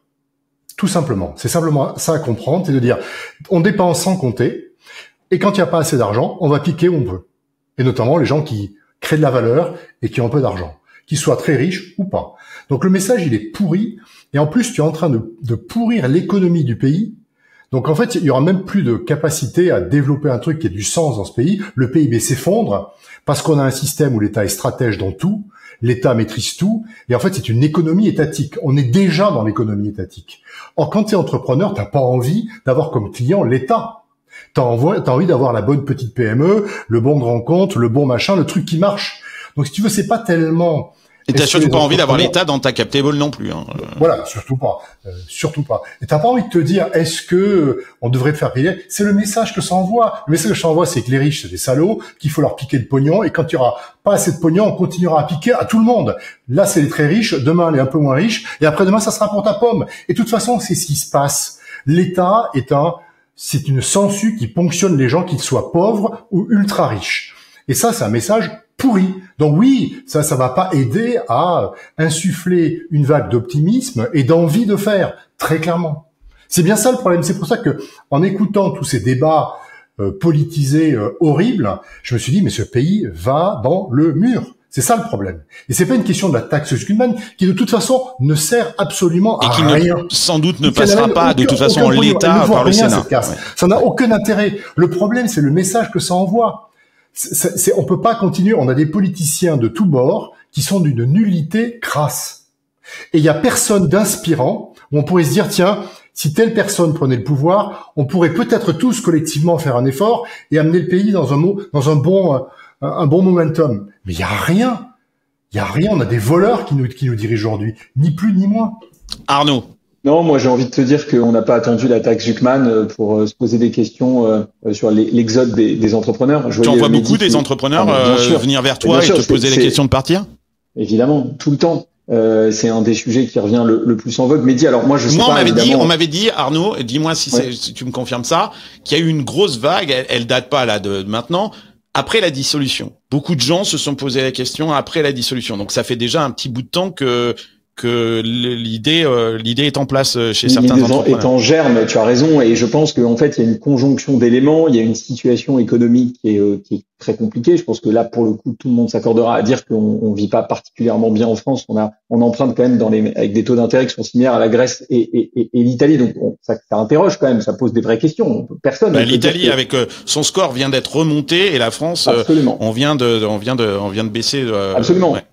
Politiquement, sans porter de jugement, c'est vrai que quand on a des politiques qui expliquent qu'en réalité, il n'y a pas de problème à payer 70 milliards de taux d'intérêt d'emprunt tous les ans, ce qui dépasse les budgets de nos services publics, et d'ailleurs qui sont les services publics que ces mêmes gens souhaitent valoriser davantage. Si vous voulez, moi, les 70 milliards, j'aimerais bien qu'on les mette dans l'éducation et qu'on les mette dans la santé plutôt qu'on les mette dans le remboursement des intérêts d'emprunt. Donc, il y a quand même un sujet. On rajoute à ça l'instabilité politique, qui est évidente, tu l'as dit toi-même. Un entrepreneur, je pense qu'il a besoin de visibilité. Je pense qu'il n'y a rien de pire que de pas savoir à quel sens vouer, d'avoir une incertitude. Ça entraîne des problématiques de contrat. Est-ce qu'on va signer, est-ce qu'on va pas signer, est-ce qu'on attend, etc. Bon, bref. Et puis en plus, la fiscalité, qui est quand même un sujet, parce que ça peut être incitatif. On parle effectivement de raboter le CIR, de raboter le JEI. On a l'impression qu'à chaque fois, il faut se battre pour arriver à récupérer quelque chose. Et on a en plus des gens qui lancent comme ça des chiffres en pâture, 200 milliards d'aides aux entreprises. On a des reportages pour expliquer que les entrepreneurs sont en réalité, j'exagère à minima, mais seraient presque tous des suceurs de sang à aller récupérer l'argent public. alors que quand on creuse, non, mais c'est parfois comme ça. Non, mais il y a eu c'est effectivement ce documentaire de complément d'enquête qui rajoute encore à ça, effectivement, et qui explique que les grands assistés de la France, ce sont les entreprises qui touchent 211 milliards de cadeaux. Ce qui est faux, ce qui est complètement faux. By the way, quand on regarde le détail, bon, c'est beaucoup plus compliqué. Je montre là, effectivement, comment sont répartis ces 211 milliards. Ouais. Et ce qui est faux. Et Mehdi, juste parce que j'anticipe ta réponse, évidemment qu'il y a un problème. Non, mais tu vas voir, il y a un problème. C'est mal fléché, c'est mal contrôlé, c'est tout ce qu'on veut. Évidemment que c'est loin d'être parfait et qu'il y avait un sujet à la base. Mais ce que je veux dire par là, pour répondre à Carlos, c'est que tout ça mis bout à bout, ça fait qu'il y a de plus en plus d'entrepreneurs qui non seulement s'interrogent, mais passent le Rubicon, c'est-à-dire qu'ils vont s'installer ailleurs. Ils vont aux États-Unis, évidemment, parce que ça reste l'Eldorado, quoi qu'on en dise. Ils vont en Chine, ils changent de pays européen. Hein, on a quand même la liberté de circulation des gens et des capitaux, je pense qu'on le voit tous les jours, et que donc le fait de pouvoir aller s'installer, c'est extrêmement facile. Et en réalité, on voit que la France, elle régresse thématiquement dans son attractivité. Depuis la French Tech et Macron, moi, en tout cas, je vois qu'il y a un glissement qui est assez puissant qui se met en place. Et cette taxe Zuckman, elle n'est en réalité que j'ai envie de dire, la cerise sur le gâteau, quoi. C'est le petit truc qui arrive à la fin et qui finalement ne va pas encourager les entrepreneurs à rester alors qu'on a des qualités incroyables. Bon, écoutez, merci les gars pour ce débat, c'était passionnant. Je vous propose maintenant de rencontrer notre prochain invité. Pierre, tu veux rester avec moi ou pas? Si tu peux me dire non, c'est trop douloureux, j'en ai marre, je m'en vais, quoi. En fait, t'as le droit. C'est toujours douloureux, mais si tu as besoin, je le fais, y a pas de problème. Bon, on va discuter avec Armand Tiberge. C'est le fondateur de Brevo. C'est aussi le fondateur d'une autre société super géniale qui s'appelle Solar in Blue. Et lui, il vient de signer une tribune avec Jean-Baptiste Rudel dans La Tribune. Ça s'est passé hier dimanche. On enregistre notre émission lundi 22 septembre. Où il nous explique que lui, il est pour la taxe Zuckman, et j'avais vraiment envie de l'interroger pour savoir pourquoi est-ce qu'il signe cette tribune et quelles sont ses motivations derrière la signature de cette tribune. On le retrouve tout de suite dans Silicon Carnet. Si vous êtes toujours là, c'est que vous aimez Silicon Carnet. Et si vous aimez Silicon Carnet, vous devez absolument vous abonner à notre chaîne YouTube ou nous laisser un commentaire sur vos plateformes de podcast préférées. Ça se passe juste en dessous. Cliquez, ça ne coûte rien. Et pour nous, ça veut dire beaucoup. Et ça nous aide énormément pour monter dans les rankings, que ce soit sur YouTube ou sur les plateformes de podcast. Donc, je compte sur vous pour vous abonner à la chaîne Silicon Carnet.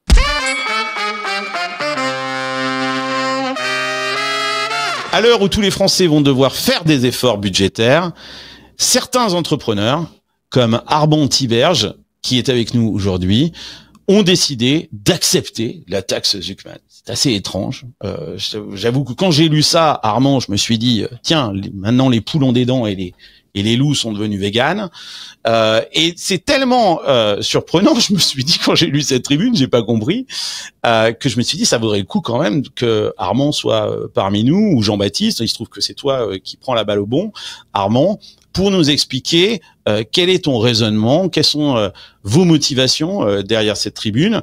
Pierre Gobil, le professeur, est resté parmi nous, il faisait partie du panel précédent, et nous a rejoint Christophe Reynaud, qui est un investisseur, un affreux capitaliste, et qui à Paris, qui a un fonds qui s'appelle Operators Club, et tu étais aussi un des cofondateurs de ce fonds qu'on connaît bien à Paris, qui s'appelle Isaïe. Donc j'ai envie de te laisser la parole, Armand. C'est cette tribune. D'abord, comment vous êtes venu l'idée de cette tribune? Est-ce que vous êtes parlé? Qu'est-ce qui s'est passé pour que tout d'un coup vous ayez envie de signer cette tribune? Alors cette tribune, elle est signée bien par toi-même, Armand Tiberge.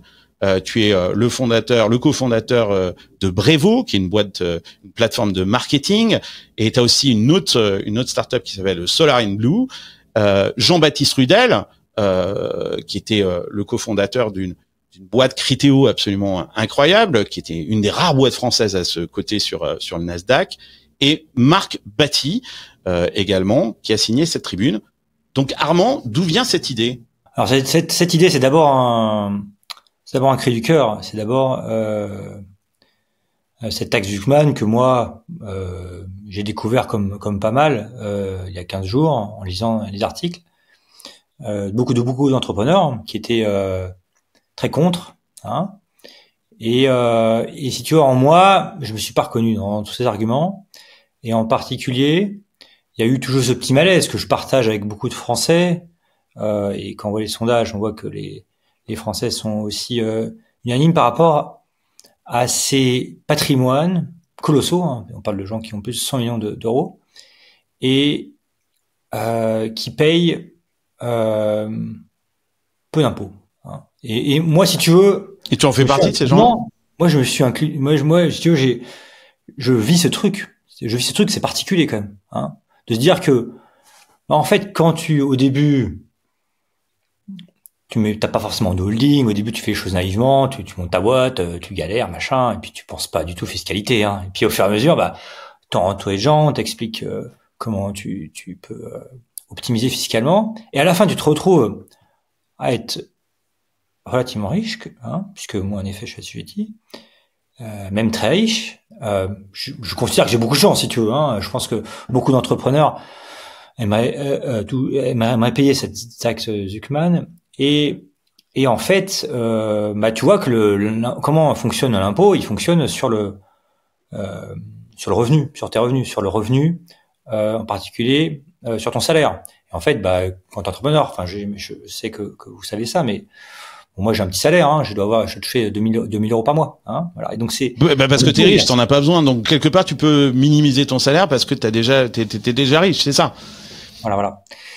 Exactement. Et donc ça met mal à l'aise. Ça met mal à l'aise de se sentir que, et puis si tu vois, moi, je regarde autour de moi, je parle à des gens, je vois bien que, en fait, ce sentiment que il y a beaucoup de gens qui sont très riches et qui, par le biais des holdings, et tout ça est tout à fait légal, hein, évidemment, payent très peu d'impôts, versus la moyenne des Français qui est beaucoup plus taxée. Et un petit sentiment, mais attends, c'est quoi cette affaire, c'est quoi cette histoire? Et je pense que la France est quand même relativement fracturée en ce moment. On est à l'aube on a un nouveau gouvernement. On sait qu'on va devoir faire des efforts budgétaires de manière massive. Les Français, cette taxe est au premier plan en ce moment. Et dire aux Français que non, les riches vont pas payer, je pense que c'est pas très pédagogique. Évidemment que cette taxe ne va pas résoudre le problème des dépenses publiques de la France qui sont absolument astronomiques et qui, évidemment, j'appelle de mes vœux, doivent diminuer très fortement. Mais je veux dire, dans un pays démocratique, et forcément, faut monter en tant que personne qui a un patrimoine important. Je pense que c'est important qu'on fasse un premier pas, si tu veux, accepter ça, dire, attends, voilà, on sait qu'il y a un gros effort à faire, tous les Français vont devoir faire un effort, mais commençons par ceux qui sont les plus privilégiés. Hein, c'était ça le sens de ma démarche. Voilà, c'est le sens de ma démarche. Après. Donc, c'est quoi? C'est une sorte de placebo fiscal qui te permet de mieux dormir la nuit et de te dire, voilà, moi, je fais ma part, je contribue. Alors, moi, c'est pas pour moi. C'est pas pour moi. Attends. Pas pour moi. Moi, je parle en tant que citoyen français d'abord. Moi, je suis le premier à pas payer d'impôts, hein. Ok. Une réaction par rapport aux propos de Armand, hein, qui est quelque part, il se dit, moi, j'ai envie de contribuer plus. Aux États-Unis, les Américains le font, hein, ils montent des charities, ils montent des fondations, et ils contribuent aussi de façon directe en plus des impôts. Et les impôts aux États-Unis sont très très élevés, notamment dans des États comme la Californie. Et pourtant, quand ils ont un problème moral, ils se prennent en main et ils s'organisent et ils contribuent localement à faire des choses. Une réaction par rapport à Armand, Pierre? Écoute, d'abord merci de ton témoignage, c'est très noble ce que tu dis, donc je peux pas ne pas être d'accord avec toi. Ceci dit, il y a plein de choses sur lesquelles je suis en total désaccord et je vais t'exprimer mon total désaccord sur 2 points. Le premier, c'est que tu pars du principe, qui est un principe faux, qui est que les riches ne payent pas. Alors c'est faux, tu liras, il y a plein de littérature là-dessus. En fait, dans l'OCDE, on est classé, nous la France, comme le pays parmi les plus redistributifs avec un système d'impôt les plus équitables. C'est-à-dire que si tu es pauvre, tu payes peu. C'est pas que l'impôt, il y a aussi la redistribution de l'État, etc. En moyenne, c'est 8% quand tu es dans le premier décile, et quand tu es très riche, tu payes beaucoup. Donc tu veux savoir moi combien je paye d'impôts? Tu veux savoir moi combien je paye d'impôts? Tu vois? Mais toi, tu as Je veux 2000 dire, euros de revenus. tu veux savoir combien le mec qui a un salaire de cadre paye d'impôts? Ben, je paye beaucoup moins d'impôts que lui. Est-ce que tu trouves ça normal, toi? Parce que tu as un tout petit salaire, tu as 2000 euros d'impôts, de Oui, revenus. bah voilà, bah c'est ça le problème, Donc, c'est tu que peux- l'impôt, Mais non, il est sur, le problème c'est que l'impôt, il est sur le travail, sur le revenu, alors qu'il devrait être, le revenu, Mais c'est aussi, si un jour tu bien vends en tes capital. actions, Mais si un jour- tu vas payer énormément d'impôts le jour où tu vas vendre tes actions. Ça veut Le dire jour où tu vas qu'aujourd'hui, vendre tu tes n'as actions, pas tu vas vendu payer tes beaucoup actions, d'impôts. c'est ça? Mais en fait, tu vas te personne ne vend ses imposer, actions. quand Mais tu- personne, tout le monde garde les choses dans les holdings. Tu vois, je veux dire, personne ne vend. À partir d'une certaine Oui, mais quand tu montant, vas tu vas jamais faire, Quand tu il y a sors- personne qui a 1 milliard sur ce compte en banque. Je veux dire, tout le monde garde son argent dans des holdings. Donc, personne Oui, ne va mais faire ça. Armand, quand tu vas le attends. sortir à un moment donné au holding, tu vas payer de l'impôt. Quand Et tu vas le personne rendre, ne, pourquoi tu veux le sortir des holdings? Moi, je veux pas aller, je vais les laisser dans les holdings. Pourquoi tu veux le Mais sortir? aujourd'hui, tu vis avec 2000 euros par mois. Bah, j'ai un train de vie. Alors, évidemment, je me verse un petit peu de dividendes de temps en temps, Et tu payes des impôts. Je paye un petit peu d'impôts, mais comparativement, c'est proportionnel évidemment. Je paye plus d'impôts que la moyenne des Français, certes, mais comparativement à la richesse que j'ai, je paye très peu d'impôts. C'est ça mon point. Et c'est ça que je trouve. Mais quand tu te payes des dividendes, tu payes bien la flat tax, ou alors là, j'ai loupé un épisode. D'accord, tu payes la flat tax. D'accord. Ok. Mais c'est intéressant ce que dit Armand, Christophe, c'est parce que je pense que les gens ne comprennent pas cette logique, qui est cette logique de holding. On en a beaucoup parlé même dans les panels d'avant. C'est-à-dire que les titres de la société de Armand sont détenus par une holding. Arnaud nous expliquait tout à l'heure que la holding paye de l'impôt sur les plus-values quand il y a un événement de liquidité. Mais que des gens ont du mal à comprendre, comme quoi est-ce que toute la fortune là justement de la tech, elle est détenue dans des holdings qui échappent à l'impôt aujourd'hui, Christophe? Moi, j'entends le message de sympathie et le côté on comprend le désarroi de la plupart des Français, de compatriotes, mais je pense qu'il y a un débat qui a même pas lieu d'être en fait. C'est même pas une histoire de est-ce que la France est trop taxée, est-ce que le débat il est ailleurs. Et en fait, on a une idée brillante qui vient juste occulter les vraies questions. Les vraies questions. La vraie question, c'est que on a un pays qui est dans la mouise. Sur l'échelle de Bristol, je sais pas si vous connaissez l'échelle de Bristol, mais on a passé le stade 7, on est probablement au stade 8 ou 9, c'est-à-dire ça chie en spray. et tout le monde est perdu. Tout le monde est perdu. Les politiques sont perdus parce que les politiques, au bout de 40, 50 ans, ont appauvri le pays. Les gens travaillent et ils n'arrivent pas à joindre les deux bouts. Et c'est vrai. Et c'est vrai. Et même moi qui suis pété de thunes à ma petite échelle, pas comme toi Armand, mais j'ai eu la chance d'être très privilégié, je comprends pas comment les gens font. Je ne comprends pas comment les gens font. Et pour autant, la taxe Zuckman ou quelques taxes supplémentaires, nouvelles, inventives, je pense pas que ce soit la solution. Ce que tu fais est noble, tu dis je suis prêt à payer plus. C'est un symbole, c'est ce qu'il dit. C'est un symbole, c'est très bien, j'ai pas de problème, tu comprends que l'impact sera très mineur parce que la dette est abyssale. La question, c'est la question du message. On est dans un pays où on se doit, si on veut s'en sortir, et je pense que c'est quand même l'objectif de tous les gens qui sont autour de la table aujourd'hui, arrêter de dépenser de manière aussi débridée qu'on le fait aujourd'hui. Et c'est le seul moyen qu'on va avoir de remettre l'État dans une situation correcte et de pouvoir redistribuer correctement aux gens. C'est pas en taxant plus. Et le message que tu envoies pour moi quand même, c'est de se dire, il est d'accord pour dire qu'il faut plus taxer. Et ça, c'est pas qu'il faut pas taxer les riches, il faut taxer les riches, j'ai pas de problème avec ça. Tout le monde paye les impôts et l'impôt est noble. Mais on est dans une situation où il faut arrêter de dire la solution, c'est la taxe. La solution maintenant, c'est que l'État se gère de manière correcte. Et je pense que tu envoies un mauvais signal. Est-ce que ce symbole, qui est très noble, ne va pas être récupéré politiquement parce qu'on est dans une taxe qui, au-delà de la fiscalité, est très idéologique, récupéré pour dire, regardez, même Armand, même Jean-Baptiste, tous ces gens-là, ils sont d'accord avec nous, donc ça veut vraiment dire que ces mecs-là s'en mettent plein les poches sur votre dos. C'est peut-être ça un petit peu la crainte en fait que votre démarche, même symbolique, peut créer, non? T'as pas peur de ça? Je bien évidemment, et c'est le cas, et moi évidemment, je suis pas du tout politisé. j'ai aucun lien avec Zuckman, avec le PS, etc. C'est clair. Non, c'est pas piloté par le Parti socialiste, votre voilà, tribune. C'est ça ce que tu es en train de dire. Et voilà, et on a entendu des gens du Parti socialiste reprendre en effet cette tribune, et donc ça a déjà été le cas. Après, l'inverse, c'est aussi terrible que d'entendre que les Français entendent que il y a pas un seul entrepreneur qui se dit attends, c'est comme normal à un moment donné quand t'as fait une boîte qui marche bien, parce que tu sais, les entrepreneurs c'est dur. Hein. Être entrepreneur c'est vraiment dur. Moi je suis passé par là, j'ai démarré from scratch avec vraiment rien. Ouais. Et voilà. Et je veux dire, arrivé où je suis, bah après c'est bon, j'ai bossé, j'ai eu un peu de chance, etc. Enfin c'est tout un ensemble de choses, mais voilà. Bah je pense qu'à un moment donné, enfin moi j'ai bénéficié, voilà, j'ai bénéficié d'écoles, d'un système éducatif génial, de super infrastructures, du rayonnement de la France. Enfin, il y a plein de choses qui m'ont permis d'en arriver là. Et à un moment donné, bah je trouve ça normal de se dire, encore une fois, on parle de gens qui ont un patrimoine de plus de 100 millions. Faut pas l'oublier. Voilà. Et de dire, à un mais moment pourquoi donné, tu commences pas par exemple, ne pas créer cette structure holding dont tu parles, etc. Et de pourquoi pas mais pourquoi moi plus que les autres? Je veux dire, on est après chacun, tout le monde a les mêmes règles. Je vais pas, moi, je vais pas, tu vois, je vais pas payer des impôts et pas les autres.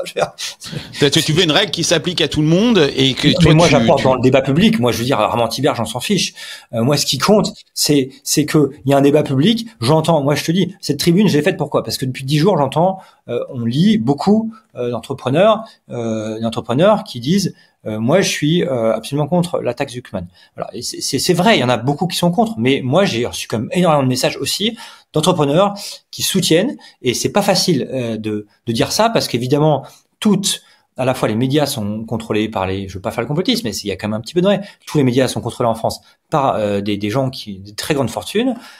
Deuxièmement, il y a quand même dans le système tech, tout le monde dit, bah non, taxe Zuckman, c'est un truc d'extrême gauche, de communiste, etc. Et on peut pas être pour. Et donc, moi, je veux aussi lui dire, bah attendez, il y a aussi une seconde voie. Après, moi, je suis minoritaire, je sais bien, je suis minoritaire, mais il y a quand même, je suis pas le seul, et j'ai eu plein de messages sur LinkedIn depuis 24 heures. Je suis pas le seul. C'est quoi les messages? Qu'est-ce que tu reçois depuis 24 heures? Qu'est-ce qui se passe? Bah, de la gratitude. Ils me disent, bah voilà, merci Armand d'avoir été courageux, d'avoir été pour, parce que c'est vrai que moi, je suis aussi choqué par ces milliards qu'on entend régulièrement des grandes fortunes et qui payent très peu d'impôts. Je pense que l'exemple du déménagement, de la menace d'un dégagement fiscal de Bernard Arnault il y a 10 ans, ça a été désastreux dans la tête. Évidemment, bah après il fait ce qu'il veut, voilà. Mais je pense que c'était désastreux de menacer de ça. Le gars, il a quand même construit sa fortune, je veux dire, grâce à évidemment, il est très talentueux et tout, mais il dit, attends, j'ai pas payé mes impôts en France. En fait, ce débat est passionnant et en même temps, il est assez anxiogène. J'ai plein de questions. Pourquoi favoriser la taxe Zuckman et pas le retour de l'ISF? Si on va vers la taxe Zuckman, pourquoi ne pas rentrer carrément dans les nationalisations comme il y a eu dans les années 80? Parce que c'est un petit peu de ça dont on parle. Et en fait, la question que moi je me pose tout bêtement, c'est on est un pays assez intellectuel, assez idéaliste. C'est pas pour ça, c'est d'ailleurs pour ça qu'on a beaucoup de mathématiciens de talent qui sont dans les meilleurs du monde. Hein. Et on n'a jamais vraiment en France accepté le capitalisme. On a toujours gardé une espèce de problème avec le capitalisme. Et la question que je me pose, c'est la taxe Zuckman, augmenter les impôts, des nationalisations, l'ISF, etc., etc. Quelque part, c'est parce qu'une partie des gens ne comprennent pas le capitalisme et pensent que le capitalisme est mauvais. Ils pensent que le capitalisme, ça n'est que fait pour enrichir des ultra-riches au détriment de la majorité de la population. Et bon, je comprends le sentiment parce qu'il y a vraiment des inégalités absolument horribles. Mais quand on regarde, parce qu'on est quand même dans une économie ouverte et il y a de la compétitivité, quand on regarde ce qui se passe ailleurs, on constate que des pays qui ont accepté le capitalisme sans hésitation se portent mieux que les autres. Et on constate que ceux qui ont accepté le socialisme ou adopté les règles du socialisme ou du communisme, bah, ça se termine jamais bien, quoi. Ça se termine jamais bien. Alors moi j'ai une autre théorie que j'aime. Ouais, moi je suis assez d'accord avec ce que dit Christophe. C'est vrai que vu des États-Unis et chaque fois que je rentre en France, alors moi je vis dans le pays qui a inventé le capitalisme et qui prône un capitalisme effréné, quoi. C'est le moins qu'on puisse dire. Mais c'est vrai qu'à chaque fois que je rentre en France, j'ai l'impression que il y a une sorte de suspicion sur les entreprises, sur les entrepreneurs, et que effectivement cette taxe Zuckman illustre une forme de regain d'un discours politique qui est bien présent pourtant en France, où l'État doit se poser en une sorte de gardien moral contre une élite économique qui va être forcément abusive. Et moi, je me demande si dans cette taxe Zuckman, finalement la gauche, puisqu'on sait d'où elle vient, cette taxe, elle vient du Parti socialiste, qui incarne le camp des progressistes, et c'est-à-dire des gens qui sont aussi se considèrent d'une supériorité intellectuelle, mais pas seulement intellectuelle, mais aussi morale. Et Gabriel Zuckman, quand on l'écoute parler, et on voit son petit sourire, il a l'air content de son truc. Hein. Il a foutu un peu la merde et il a l'air assez content d'avoir en tout cas créé le débat, pour pas dire autre chose.